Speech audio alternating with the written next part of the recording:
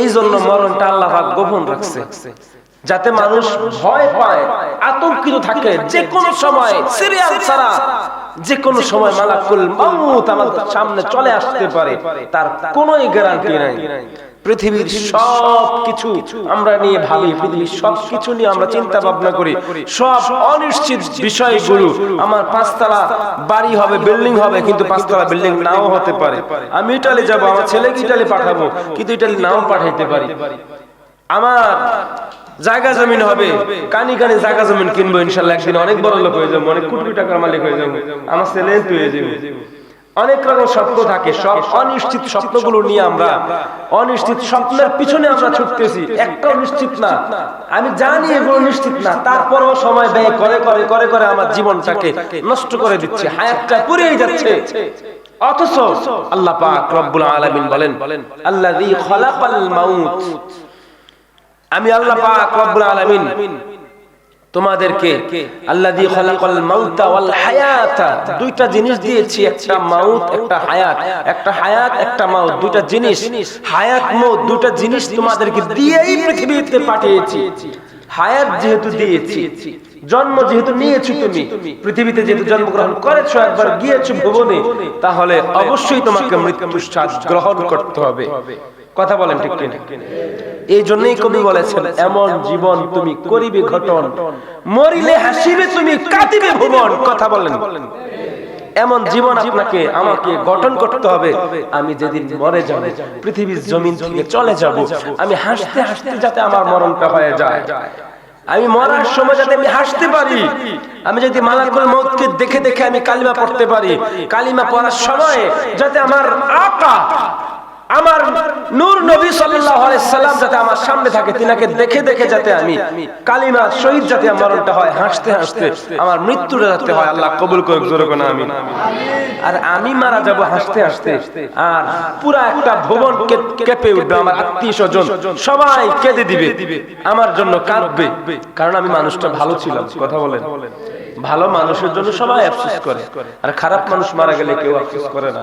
এই লোকটা বদমাশ ছিল, এই লোকটা খারাপ ছিল, এই লোকটা চরিত্রহীন ছিল, এই লোকটা জ্বালা যন্ত্রণা, এলাকার একটা মানুষ শান্তিতে ঘুমাইতে পারে না। আল্লাহ নিচে আলহামদুলিল্লাহ এলাকাটা শান্তি।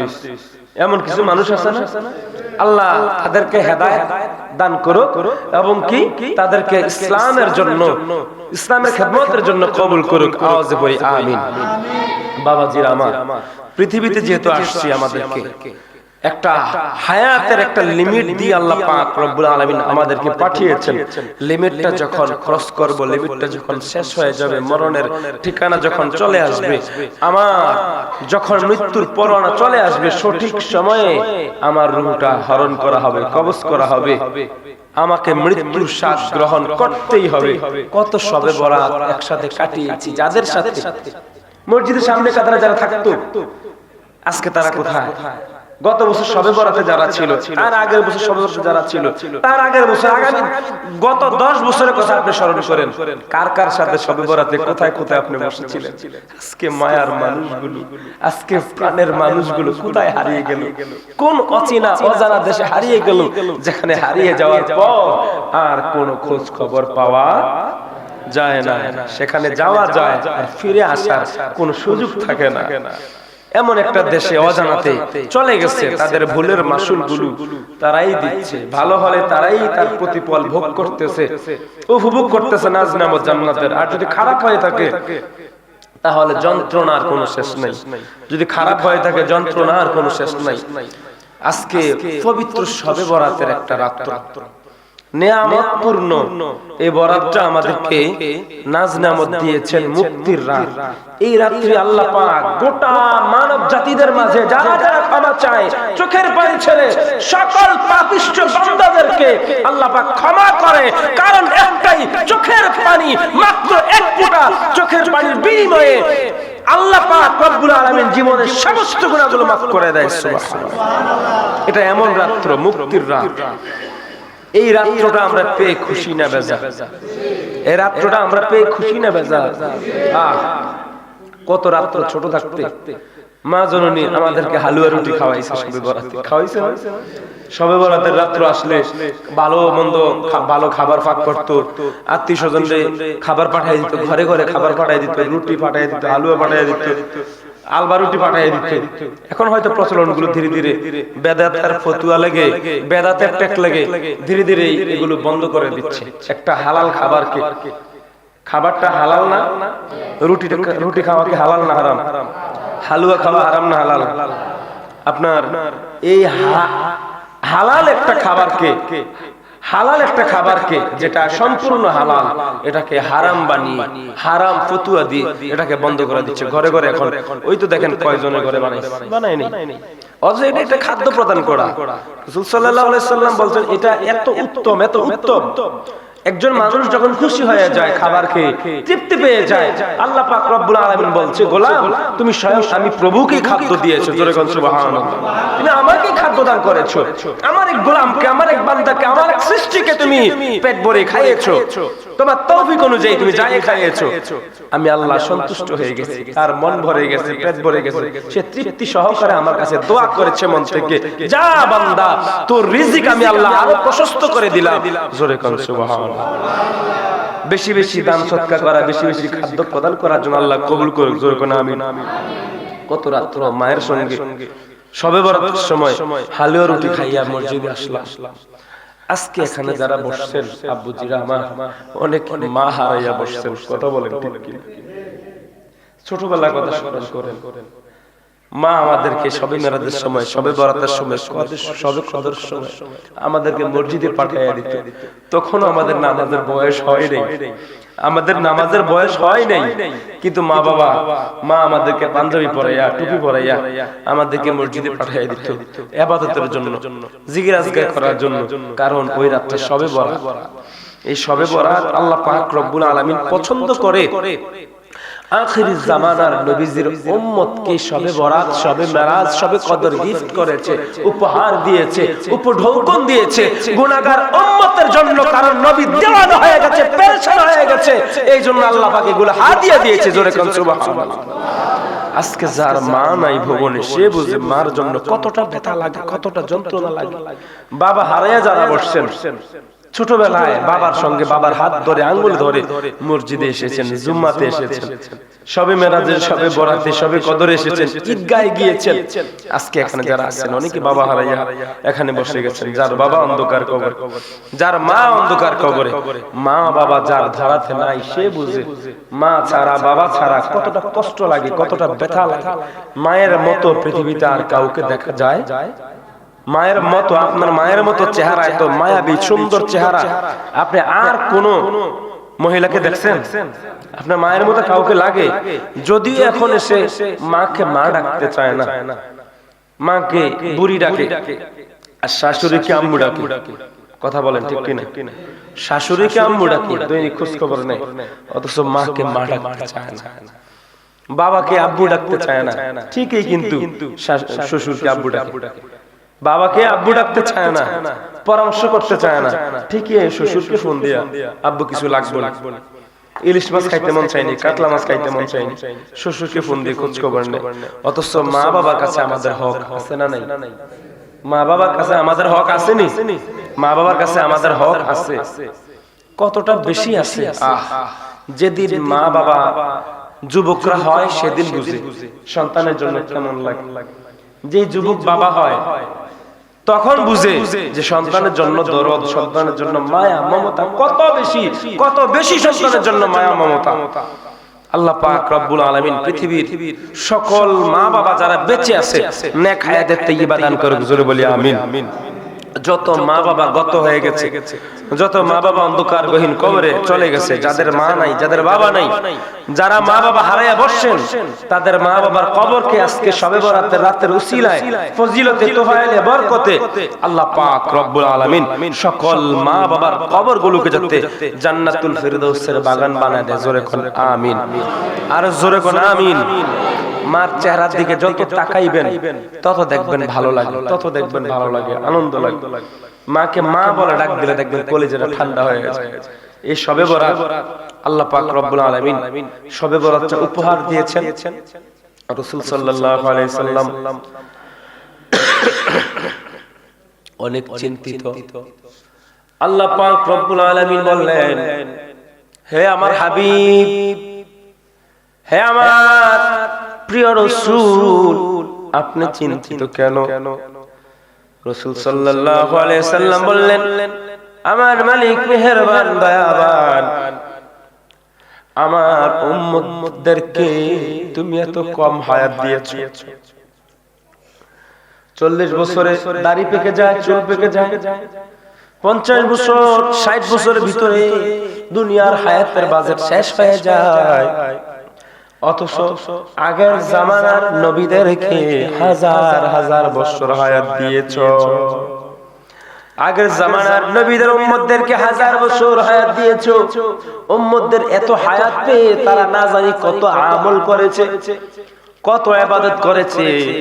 তাদের আমলের কারণে, ইবাদতের কারণে তারা যদি জান্নাতে চলে যায়, আমার উম্মতের কি অবস্থা হবে? এত কম হায়াত, মাত্র 50 বছর 60 বছরের হায়াত দিয়ে আমার উম্মতরা তো জান্নাতে যেতে পারবে না। এই জন্য আমার উম্মতদের জন্য একটু পেরেশান লাগে, আমার উম্মতদের জন্য একটু টেনশন লাগে, একটু চিন্তা লাগে, আমার গুনাহগার উম্মতের কি অবস্থা হবে। আল্লাহ পাক রব্বুল আলামিন বললেন, হে রাসূল, আপনি চিন্তা করিয়েন না, আপনার গুনাহগার উম্মতদেরকে আমি আল্লাহ খুশি হইয়া একটা জুমার দিন দান করলাম। যেই জুমার দিন গরিব মুসলমান, গরিব মুমিনের হজের দিন, ঈদের দিন হিসেবে আমি আল্লাহ ঘোষণা দিলাম। একবার চিৎকার মেরে পড়া যাবে কি সুবহানাল্লাহ? একবার যদি জুমার নামাজ আদায়ের জন্য আপনার উম্মত মসজিদে যায়, প্রতি কদমে কদমে 10,000 নেকি আমি আল্লাহ তার আমলনামায় লিখতে থাকবো সুবহানাল্লাহ। যদি আপনি পায়ে হেঁটে হেঁটে আপনি মসজিদে জুমার দিন জুমার নামাজ আদায়ের জন্য আসেন, প্রতি কাইকে কাইকে 10,000 সওয়াব, 10,000 নেকি।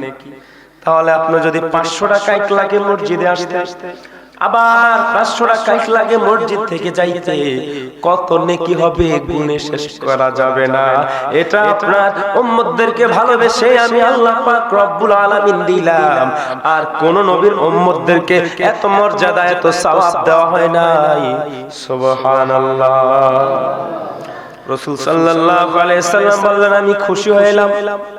আল্লাহ পাক রব্বুল আলামিন বলেন, হে রাসূল, আরো আছে আপনার উম্মতের জন্য আমি আল্লাহ ব্যবস্থা করে রেখেছি এমন বিশেষ 5টা রাত, যেই 5 রাতে ইবাদত করলে, গুনাহ মাফ চাইলে, ক্ষমা চাইলে আমি আল্লাহ ক্ষমা না করে থাকতে পারি না। ওই রাতের বরকতে তো পাইলে বদৌলতে আমি আল্লাহ পাক রব্বুল আলামিন ওই রাতগুলোতে আপনি যেই যেই উম্মতরা ক্ষমা চাইবে, মাফ চাইবে, আমি আল্লাহ পাক রব্বুল আলামিন তাদেরকে ক্ষমা করব। 1 নম্বরে শবে মেরাজ, 2 নম্বরে শবে বরাত, 3 নম্বরে শবে কদর। এই বিশেষ 3টা রাত আর 2 ঈদের আগের 2 রাত, এই 5 রাত যারা যারা ইবাদত করবে, আমল করবে, আমি আল্লাহর দরবারে ক্ষমা চাইবে, আমি আল্লাহ পাক রব্বুল আলামিন আপনার গুনাহগার উম্মতের জীবনের গুনাহগুলো মাফ করে দিব। ইয়া রাসূলুল্লাহ, ইয়া হাবিবাল্লাহ, ইয়া রাসূল লা, ইয়া রাসূলুল্লাহ বাল্লা, ইয়া রাসূলুল্লাহ। পাই যদি নবী গো আপনার দিদার, মওতের যাতনা থাকিবে না আমার। পাই যদি নবী গো আপনার দিদার, মওতের যাতনা থাকিবে না আমার। দিয়েন গো দেখা উম্মত বলিয়া, ইয়া রাসূলুল্লাহ, ইয়া হাবিবাল্লাহ, ইয়া রাসূলুল্লাহ, লা, ইয়া রাসূলুল্লাহ। শুনেছি হাদিসে দেখিলে আপনাকে জীবনের গুনাহ ঝরিয়া পড়ে। শুনেছি হাদিসে দেখিলে আপনাকে জীবনের গুনাহ ঝরিয়া পড়ে। দিয়েন গো দেখা দয়া করিয়া ইয়া রাসূলুল্লাহ ইয়া রাসূলুল্লাহ ইয়া হাবিবাল্লাহ ইয়া রাসূলুল্লাহ লা ইয়া রাসূলুল্লাহ। আল্লাহ পাক রব্বুল আলামিন বললেন, হে রাসূল, আমি আল্লাহ আপনাকে 5টা রাত দান করলাম আপনার উম্মতের জন্য। এই রাতগুলোতে যেন আপনার উম্মতেরা ইবাদত করে, এই রাতগুলোতে যাতে আপনার উম্মতেরা চোখের পানি ছেড়ে ছেড়ে আমি প্রভুর দরবারে ক্ষমা চায়, এই রাতগুলো যেন হাদিয়া হিসেবে গ্রহণ করে। যদি কোনো এক শবে কদরের রজনী আপনার কোন একজন গুনাহগার উম্মত একটা শবে কদর পাইয়া একটা শবে কদরে রাত্রিতে যদি চোখের পানি ছেড়ে ছেড়ে ক্ষমা চায়, ওই রাত্রটা যদি জাগরণ থাকে, আমি আল্লাহ পাক রব্বুল আলামিন আপনার উম্মতের মাত্র একটা শবে কদর জীবন থেকে যদি কবুল করে নেই, এই একটা শবে কদরের বিনিময়ে 1000 মাসের চাইতে উত্তম আরো বেশি নেকি আপনার গুনাহগার উম্মতের আমলনামায় লিখে দিব। পড়া যাবে কি সুবহানাল্লাহ? তাহলে চিন্তা করেন, জীবনে কত শবে কদর পাইলেন, শুধুমাত্র মনোযোগের অভাব, মনোযোগ দিয়ে ক্ষমা চাইলেই আল্লাহ আপনাকে ক্ষমা করে দেওয়ার জন্য প্রস্তুত। আজকে যে শবে বরাত, এই শবে বরাতের রজনী তো আল্লাহ পাক রব্বুল আলামিন আপনাকে ক্ষমা করার জন্য, আমাদেরকে ক্ষমা করার জন্য মাগরিব থেকে ফজর পর্যন্ত আল্লাহ পাক রব্বুল আলামিন প্রথম আসমানে অবতরণ করে আপনাদেরকে ডাক দেয়, আমাদেরকে ডাক দেয়, গুনাহগার গোলাম, আমার গুনাহগার বান্দারা কার কি লাগবে?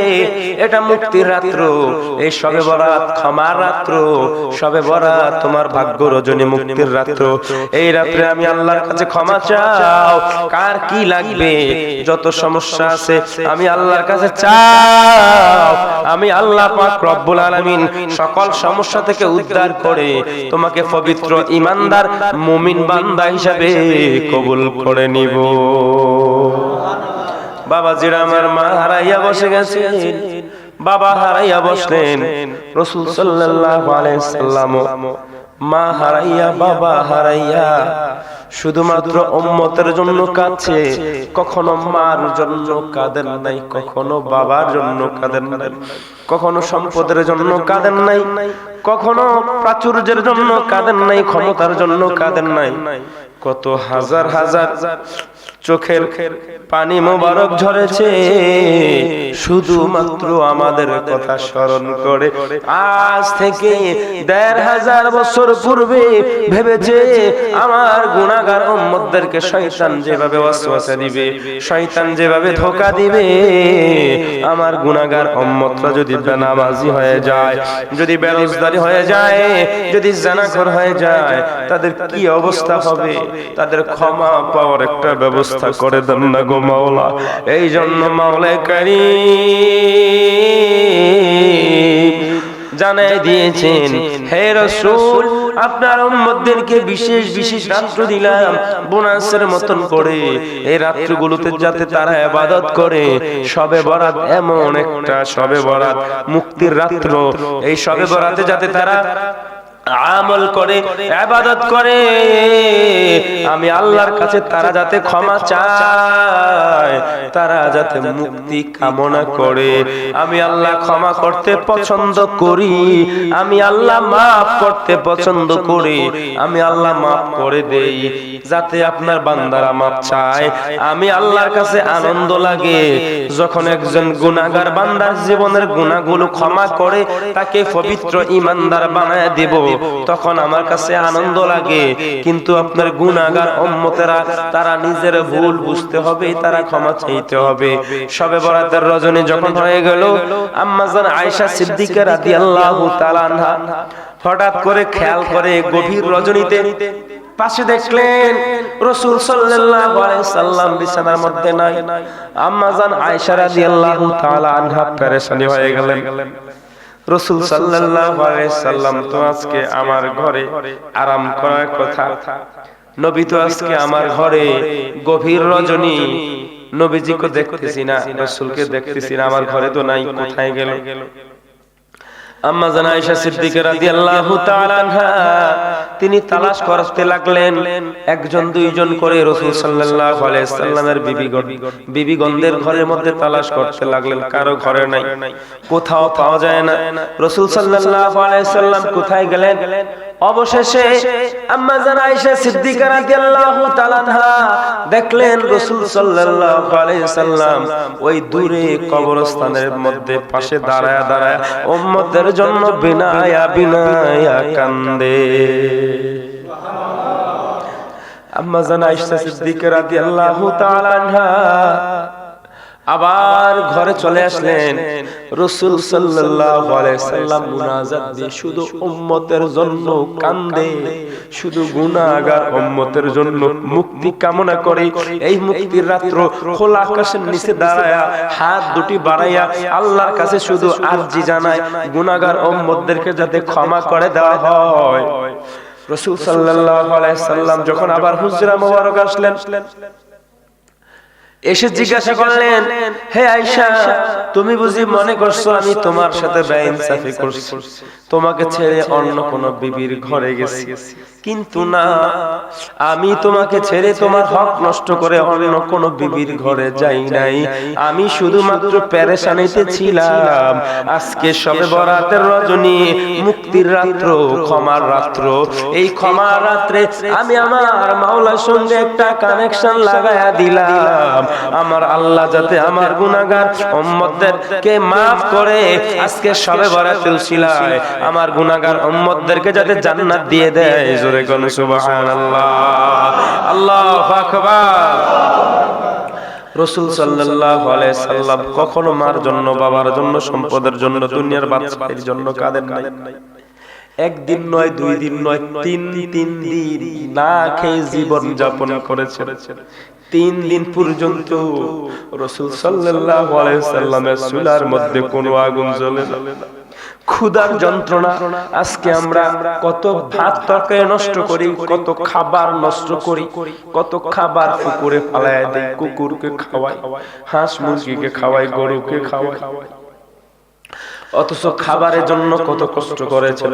খাদ্য যন্ত্রণা যখন সইতে পারতেন না, রাসূল সাল্লাল্লাহু আলাইহি সাল্লাম খাদ্য যন্ত্রণা সইতে না পেরে পেটের মধ্যে পাথর বেঁধেছেন, যাতে খাদ্য যন্ত্রণা কথা মনে না হয়, পাথরে যাতে খাদ্যটা একটু নিবারণ করে নেয়। পেটে পাথর বেঁধেছেন, তারপরও উম্মতের জন্য কেঁদেছে, উম্মতের জন্য কেঁদেছে। খাবারের জন্য একবার যদি আল্লাহর কাছে আরজি জানাইতো, আল্লাহ পাক রব্বুল আলামিন সরাসরি জান্নাত থেকে খাদ্য পাঠায়া দিত। জোরে সুবহানাল্লাহ। খাওয়ার জন্য কখনো পেরেশানি হন নাই। একটা খেজুর খেয়ে রোজা রাখতেন, আবার একটা খেজুর খেয়ে ইফতার করতেন, আবার অনেক সময় এক ঢোক পানি খেয়ে রোজা রাখতেন।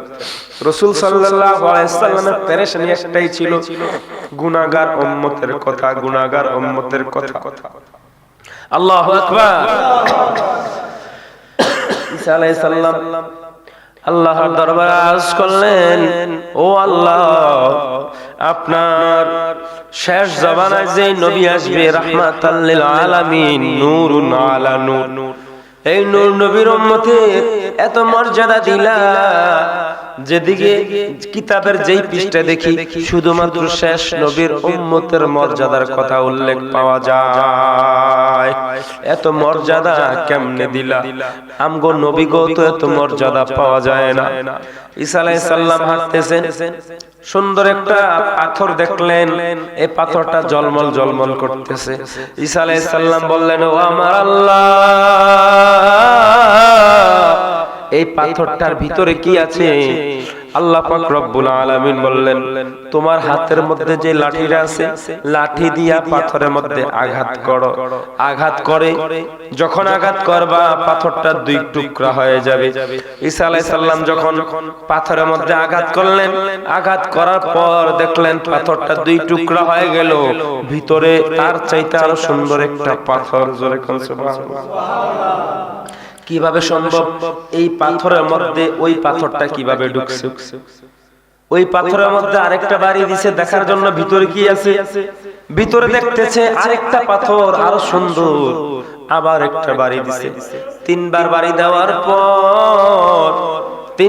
দেওয়ার পর পাথরটা যখন তৃতীয় নাম্বার পাথরটা ভাঙলো, তাকায়া দেখলো একটা যুবক সাদা পোশাক পরিধান করা অবস্থায়, হাতে তাসবিহ নিয়ে একটা যুবক সবুজ একটা লাঠির মধ্যে ভর দিয়ে দাঁড়ায়া শুধুমাত্র আল্লাহ তাসবিহ গণনা করে, আল্লাহর মহিমা আল্লাহর গুণগান প্রকাশ করে, আল্লাহর তাসবিহ জপতেছে। জোরে কোন সুবহানাল্লাহ।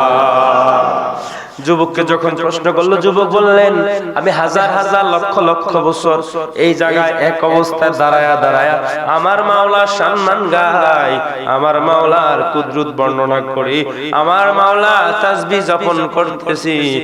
ঈসা আলাইহিস সালাম বললেন, আল্লাহ, এই যুবকের তো তাহলে অনেক আমল, অনেক নেক, তার মতো এত বেশি ইবাদত তো আর কেউ করতে পারবে না, তার মতো এত বেশি নেক তো কেউ কামাই করতে পারবে না। আল্লাহ পাক রব্বুল আলামিন জবাব দিলেন, ও আমার ঈসা, এই ব্যক্তি চাইতো হাজার গুণ শ্রেষ্ঠ লোক আছে, হাজার গুণ শ্রেষ্ঠ আমলকারী আছে। ঈসা আলাইহিস সালাম বললেন, ওই ব্যক্তিটাকে?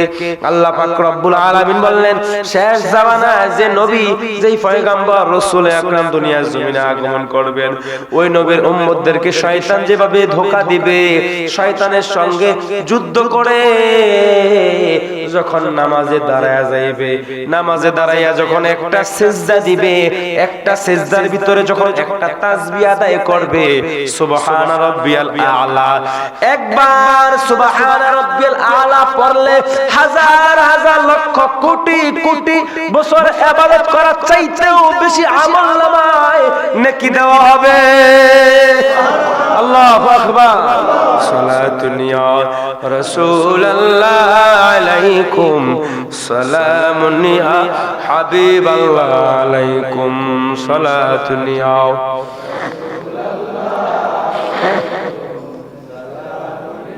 বেশি মর্যাদা দিলা শেষ নবীর উম্মতদেরকে। সবে মেরাজ, সবে বরাত, সবে কদর, বিশেষ বিশেষ রাত্র তাদেরকে দিবা।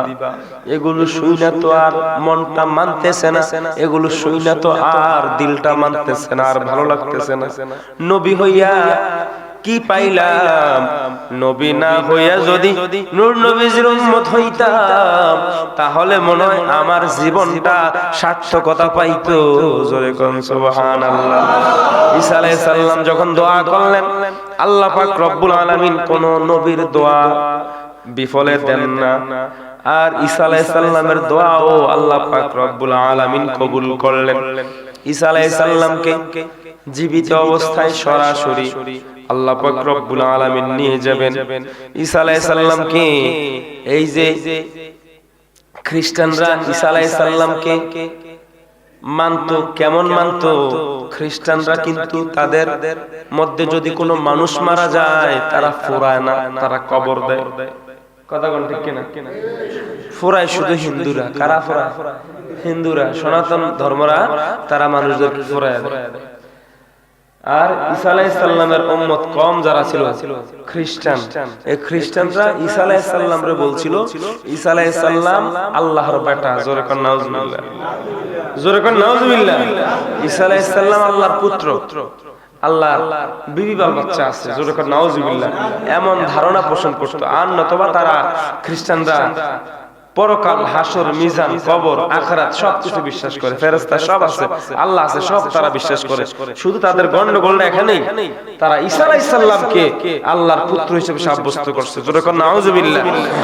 এই জন্যই তারা বিধর্মী, তারা বেঈমান, তারা কাফের হয়ে গেছে। এই জন্যই আল্লাহর সঙ্গে সাব্যস্ত করছে। এই জন্যই আল্লাহ পাক রব্বুল আলামিন জানিয়ে দিয়েছেন কুল হুয়াল্লাহু আহাদ। হে রাসূল আপনি বলে দেন আমি আল্লাহ এক। আমি আল্লাহ কাউকে জন্ম দেই নাই, কেউ আমাকে জন্ম দেয় নাই। আমি আল্লাহ কাউকে জন্ম দেই নাই। আমি আল্লাহ কারো মুখাপেক্ষী নয়, কাউকে হিসাব দেওয়া লাগে না। আমি আল্লাহ যখন যা মন চায় তাই করি, মাত্র কুন ফায়াকুন বলতে দেরি হয়ে যায়। যেমন ভাবে আমি ঈসা আলাইহিস সালামকে আমি অর্ডার করেছি, আমি অর্ডার করার সঙ্গে সঙ্গে ঈসা আলাইহিস সালাম আমি আল্লাহর পক্ষ থেকে দেওয়া খাস রূহ, পিতা ছাড়া রূহের মাধ্যমে সন্তান জন্মগ্রহণ করেছে ঈসা আলাইহিস সালাম। এটা আমি আল্লাহর একটা কুদরতের অনেক বড় একটা নিদর্শন। জোরে কোন সুবহানাল্লাহ। ঈসা আলাইহিস সালামকে তিনার কওমরা বলতেছে যেহেতু আল্লাহর বেটা তাকে মেরে ফেলতে হবে। তার কওমরা খ্রিস্টানরা ঈসা আলাইহিস সালামকে মেরে ফেলার জন্য দৌড়াইতেছে। ঈসা আলাইহিস সালাম দৌড়াইতে দৌড়াইতে আল্লাহর কাছে সাহায্য চাচ্ছে, পানা চাচ্ছে। আর একটা পরিত্যক্ত বাড়ির ভিতরে ঢুকেছে। একটা পরিত্যক্ত বাড়ি, বহু বছর ধরে পুরানা বাড়ি। এই বাড়িটা পড়ে আছে, এই বাড়ির মধ্যে কেউ বসবাস করে না। এই বাড়ির ভিতরে ঈসা আলাইহিস সালাম আত্মগোপন করেছে, আল্লাহর কাছে সাহায্য চাচ্ছে। এই বাড়ির ভিতরে ঢুকছে। ঈসা আলাইহিস সালামকে দৌড়াইতে দৌড়াইতে সকল খ্রিস্টানরা যখন এখানে এসে জড়ো হয়েছে, কেউ এর ভিতরে প্রবেশ করতে চায় না, ভয় ভয় লাগে। এর ভিতরে প্রবেশ করলে যদি ভিতর থেকে কোনো কিছু দিয়ে আঘাত করে মেরে ফেলে, এই জন্য অন্ধকার এই ঘরের মধ্যে কেউ প্রবেশ করতে চায় না।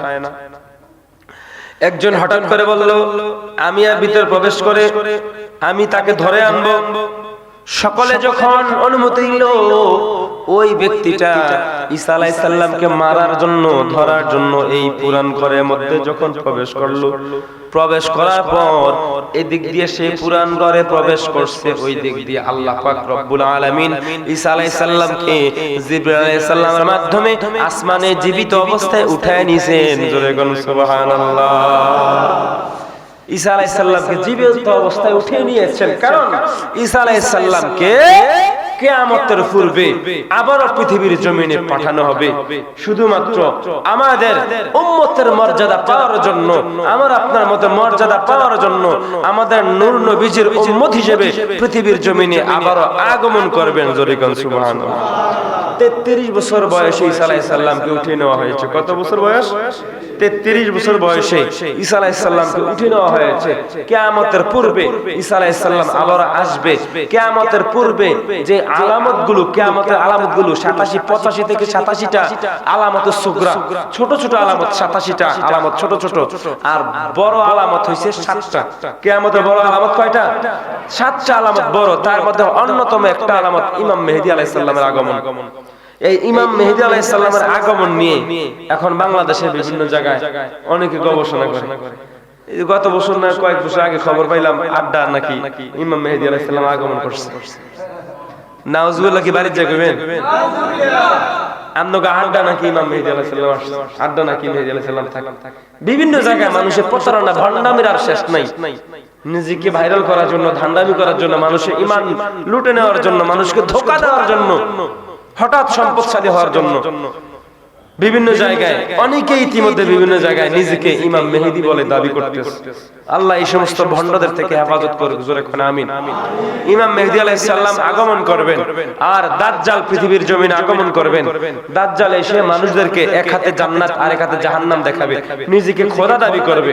নিজেকে যদি খোদা দাবি করে আর আপনি যদি দাজ্জালকে খোদা মানেন, তাহলে আপনাকে জান্নাতে প্রবেশ করাবে, আপনাকে জান্নাত দেখায়া দিবে। যদি দাজ্জালকে খোদা না মানেন, তাহলে আপনাকে জাহান্নামে দিবে। মূলত যেটাকে জাহান্নামে দিবে সেটা জান্নাত, আর যেটাকে জান্নাতে দিবে সেটা জাহান্নাম। এরকম দাজ্জালকে শেষ করার জন্য ইমাম মেহেদী আলাইহিস সালাম আগমন করবেন, আর ইমাম মেহেদী আলাইহিস সালামের পর ঈসা আলাইহিস সালাম আগমন করবেন। ঈসা আলাইহিস সালাম আগমন করে কিয়ামতের পূর্বে 7 বছর জীবিত থাকবেন। কত বছর? 7 বছর, 7 বছর আপনি 30 বছর, 40 বছর, 40 বছর বয়সে ঈসা আলাইহিস সালাম আবার চলে যাবে। জোরে কোন সুবহানাল্লাহ, জোরে কোন আল্লাহু আকবার। ইসলামের পতাকা উড়বে। ঈসা আলাইহিস সালাম দাজ্জালকে শেষ করবে, দাজ্জালকে হত্যা করার জন্য, ইমাম মেহেদী আলাইহিস সালামকে সহযোগিতা করার জন্য ঈসা আলাইহিস সালাম আসবেন। ঈসা আলাইহিস সালামের সঙ্গে ইমাম মেহেদী আলাইহিস সালামের সঙ্গে পরিচয় হবে। পরিচয় হওয়ার পর নামাজের সময় ইমামতি করবেন। ঈসা আলাইহিস সালামকে ইমাম মেহেদী আলাইহিস সালাম সামনে যাওয়ার জন্য চেষ্টা করবেন। ঈসা আলাইহিস সালাম বলবেন, না, আমি ইমামতি করার জন্য আসি নাই, ইমাম হওয়ার জন্য আসি নাই, আমি আসছি একটাই কারণ, আমি শেষ নবীজির উম্মতের মুসল্লি হওয়ার জন্য। জোরে বলো আল্লাহু আকবার। শেষ নবীজির উম্মতের যদি এত পাওয়ার হয়, এত মর্যাদা হয়, এই গুনাহগার উম্মতের মুসল্লি হওয়ার জন্য আমি ইচ্ছা করছি আল্লাহর কাছে, আল্লাহ কবুল করছে। আপনি জান, আপনি ইমামতি করেন, আমি আপনার মুসল্লি, আমি কোন নবী না, আমি একজন উম্মত। জোরে কোন সুবহানাল্লাহ।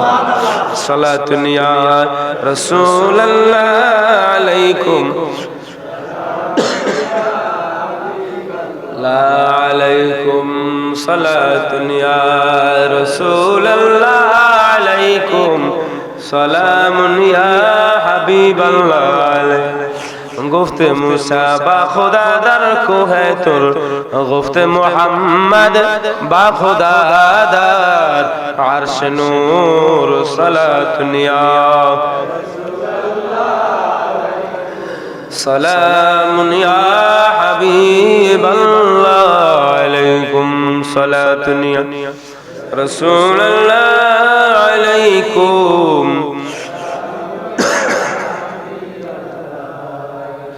नबी की हुब्बे से हुब्बे खुदा है, कुल इन कुंतुम तुहिब्बूना गवाह है। सलातुन या रसूलल्लाह अलैकुम सलामुन या हबीबल्लाह अलैकुम सलातुन या रसूलल्लाह अलैकुम। আমরা যে যতই ফয়সালা করি না কেন, আল্লাহ পাক রব্বুল আলামিন জানিয়ে দিয়েছেন, ইন্নাহু লাকাউলুন ফাসল, আমি আল্লাহর ফয়সালাই শ্রেষ্ঠ ফয়সালা, আমি আল্লাহর ফয়সালাই উত্তম ফয়সালা। জোরে কোন ইন্নাহুম ইয়াকিদুনা কাইদা, তোমরা যত কৌশলই করো না কেন, যত কৌশল করো, তার চাইতে ওয়া আকিদু কাইদা, তার চাইতে আরো বড় কৌশলকারী আমি আল্লাহ। জোরে কোন সুবহানাল্লাহ। এই জন্য যত গুনাহ করো, যত অহংকারে করো, যত গৌরবে করো, তোমার যাওয়ার দূর, বেশি দূর তুমি যেতে পারবে না। মালাকুল মউত তোমার পিছে পিছে ঘুরতেছে, মালাকুল মউত সর্বক্ষণ তোমার পিছে পিছে মৃত্যুর ফেরেশতা লাগিয়ে রাখছে, মৃত্যুর ফেরেশতা তোমার পিছে পিছে ঘুরতেছে। হঠাৎ করে তোমার রূহটা টান দিবে, তোমার রূহটা চলে যাবে। দেখবেন মানুষ কোনো অসুস্থতা নাই, মানুষ কোনো বিছনায় পড়ে নাই, মৃত্যুর কোনো আলামত নাই, হঠাৎ করে একটা গুরুন্দে পড়ছে নাই। ডাক্তারের কাছে নিয়ে গেছে, বড় হাসপাতাল নিয়ে গেছে, কুমিল্লা সদর হাসপাতাল নিয়ে গেছে, ডাক্তার বলতেছে স্ট্রোক করছে। কি করছে? স্ট্রোক করছে। হঠাৎ করে সেকেন্ডের ভিতরে, কোনো আলামত নাই। মানুষের সমালোচনা করতেছে, কবলে করতেছে, একটু আগেও তো আমাদের সাথে চা খেয়েছে, একসাথে হাঁটছি, ঘুরছি, দোকানে বসছি, চা খাইছি, পান খাইছি, এই মাত্র কথা বলছি, এই মুরাদ কথা বলছি, ওই মুরাদে যাওয়ার আগেই খবর পাইলাম এই লোকটা মারা গেছে, স্ট্রোক করছে হঠাৎ করে। তার মানে কি বুঝছেন? মালাকুল মউত কিন্তু মৃত্যুর ফেরেশতা আপনার পিছনে পিছনে লোক লাগায় রাখছে, ঘুরতেছে। যখন আপনার মৃত্যুর পরোয়ানা চলে আসবে, এক সেকেন্ডও লেট করবে না, সুযোগ দিবেন আপনাকে। আপনাকে কোনো প্রকারেই সুযোগ দেওয়া হবে না যে আপনি বলবেন যে আমার তো এখন সময় হয়নি। যখন আপনাকে বলা হয় নামাজের জন্য আসেন, আসেন নামাজ পড়ি, আপনি বলতেছেন আমার তো এখন সময় নেই, আমার এখন, আমি তো ইম্পর্টেন্ট লোক, I am very very important man, আমি অনেক অনেক বেশি, আমি একজন গুরুত্বপূর্ণ মানুষ, বিভিন্ন জায়গায় আমার যাইতে হয়, দরবার কারবার, সমাজ, বাজার সদায়, অনেক জায়গায় আমার যাইতে হয়, নামাজ পড়ার মতো সময় তো আমার নাই। জোরে কোন, আরো জোরে কোন নাউজুবিল্লাহ। নাউজুবিল্লাহ জায়গা তো আমার সুবহানাল্লাহ কইল, সুবহানাল্লাহ জায়গা সুবহানাল্লাহ, নাউজুবিল্লাহ জায়গা নাউজুবিল্লাহ। এখন আপনার কাছে সময় নেই নামাজ পড়ার, তাসবিহ পড়ার সময় নেই, দান করার সময় নেই, সদকা করার সময় নেই। আপনার দান সদকা করার সময় আসবে, অনেক টাকার মালিক হবেন, তারপরে দান করবেন। কিন্তু রাসূল সাল্লাল্লাহু আলাইহি সাল্লাম বলেছেন তোমার যা আছে তা থেকেই তুমি দান করো, যা আছে তা থেকেই তোমার দান করো, তোমার কোনো কিছুই নাই, তোমার যা আছে তা থেকে তোমার যে দুইটা কাপড় থাকে একটা কাপড় দান করে দাও, দুইটা লুঙ্গি থাকে একটা লুঙ্গি দান করে দাও, দুইটা কম্বল থাকে একটা কম্বল দান করে দাও। দান করো, দান করা মত ফজিলত এত বড় আমল আর নাই। যেমন ভাবে এক আল্লাহর ওলি মহিলা, তিনি তিনার স্বামীকে জিজ্ঞাসা করছিলেন যে আপনি যে রোজা রাখছেন তো এখানে যে ইফতার গুলো রাখছেন, এখানে যে খাবারগুলো কেন রাখছেন? ওই লোক জবাব দিয়েছে যে আমি যে বিকাল বেলা যখন ইফতারের সময় হবে ইফতার করব এই জন্য এগুলো আগে থেকে গুছায় রাখলাম।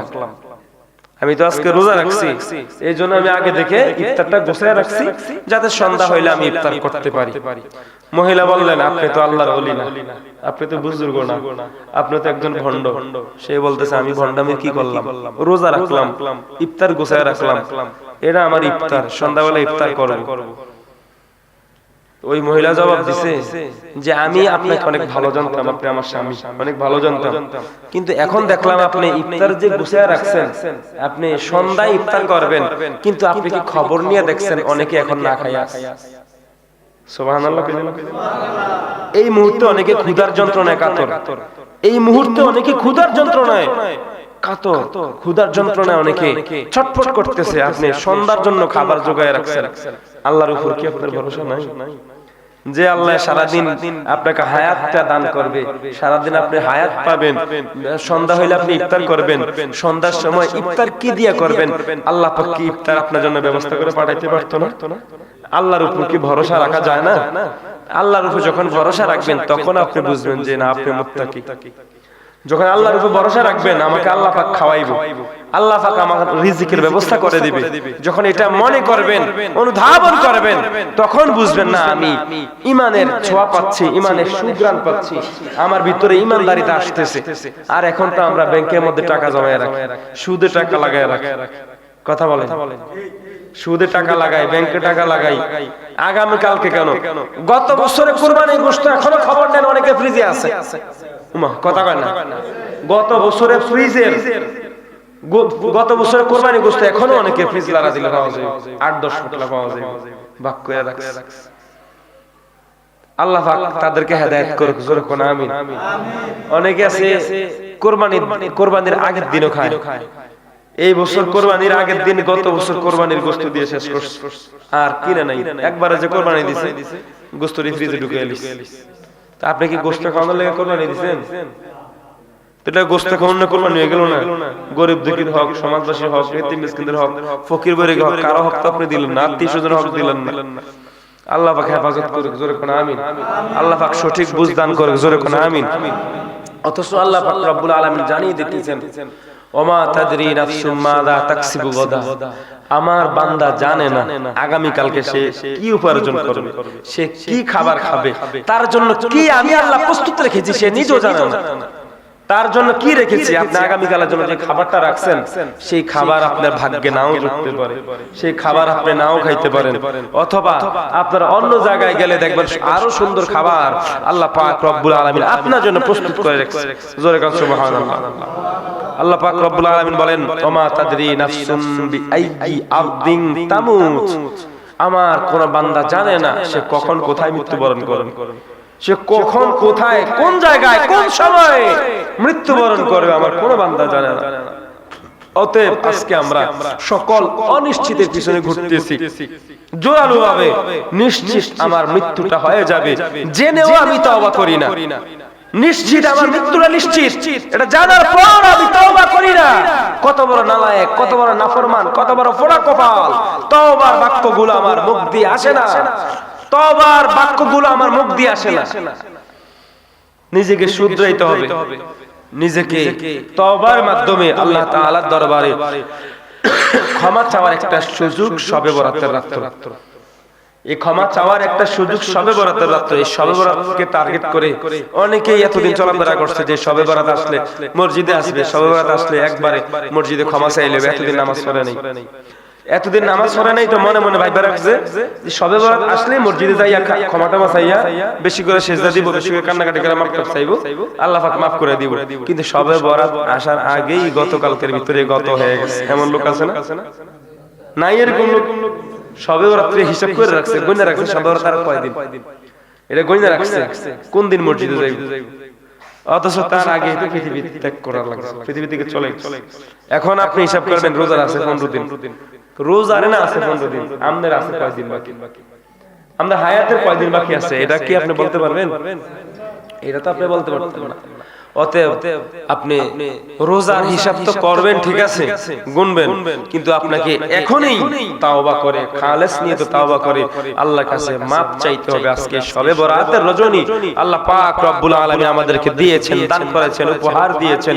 এই শবে বরাত আমরা হায়াতে পেয়েছি, আমরা আল্লাহ তাআলার দরবারে ক্ষমা চাইবো, মাপ চাইবো, মাগফিরাত কামনা করব, মুক্তি কামনা করব।